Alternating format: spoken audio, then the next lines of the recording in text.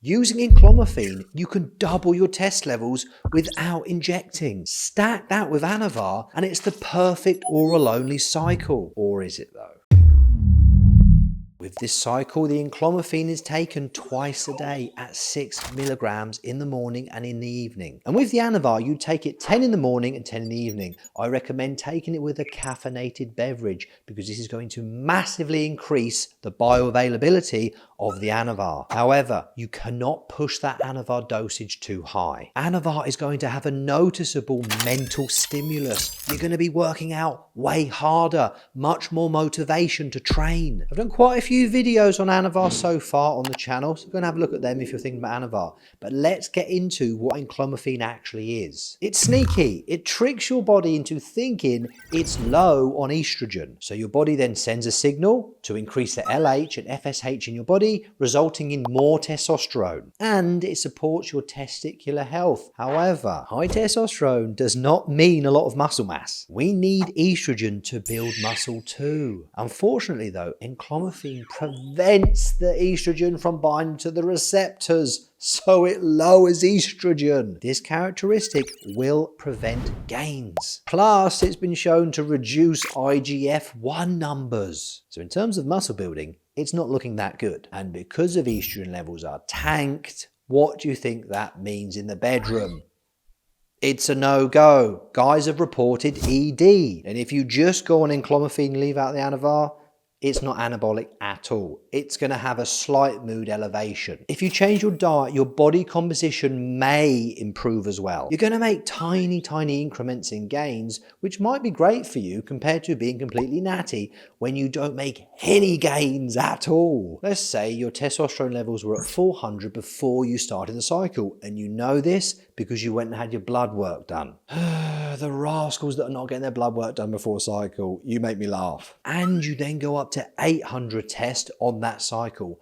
What happens when you stop? Well, generally most guys with 800 tests and they've balanced out the rest of their hormones feel amazing compared to 400. But then when it drops to 400, that's gonna suck because you've experienced double the hormones. Most guys cannot cut being natural at 400 or 300 or even lower, so they just go on injectable tests. It's a good thing though, because you've learned to do that by going through the process that wasn't great to then go onto a process that is great, and that's using injectable tests as a base. I just know that I cannot trust enclomiphene to sustain my natural HPTA and stimulate my LH and FSH while I'm on it. So I wouldn't use it long term, and I wouldn't use it as a quick fix in an oral only cycle with Anavar. So overall, this idea of a cycle of stacking these two orals are for idiots, morons, dimwits. Personally, if I could not use testosterone, I had to use something else, I would go for HCG monotherapy as an option with Anavar. Did you know in TRT clinics in the US, they're giving enclomiphene to patients instead of HCG? And from saying that, there's nothing suspicious going on there.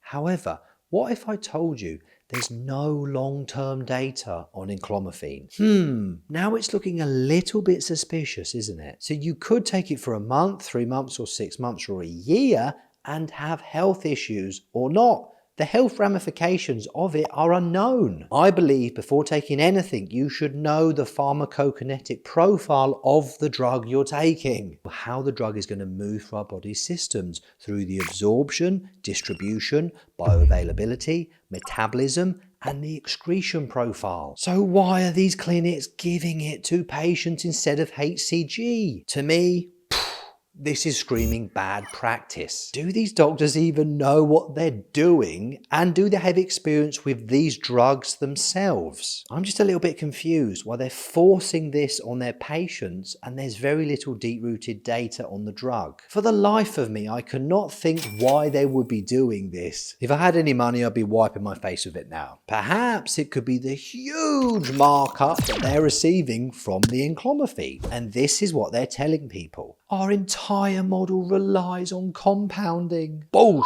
The interesting thing is, several US doctors have told guys that I know they haven't got a problem with getting HCG. And it's not expensive for them. The only person it's expensive for is their patients from the markup that's 1000%. In any case, the date today is the 20th of October 2023. And I predict in 12 months' time, every clinic from here to Timbuktu will be selling Enclomiphene instead of HCG for 10 times the marked up price. Remember, they love to sell all this duff stuff to the masses to keep them blind, weak and poor. The only way to break free from this matrix who is controlling all access to hormones in these clinics is to educate yourself so you can pave your own way. And if you need help and guidance on your first cycle getting to that point, look in the description box below.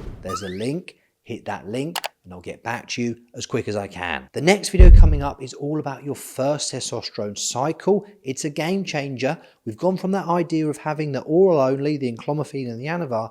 Now we're switching perspectives and we're looking at a first testosterone cycle. You want to see some magic in that next video, brother? Front double bicep, and I'm out.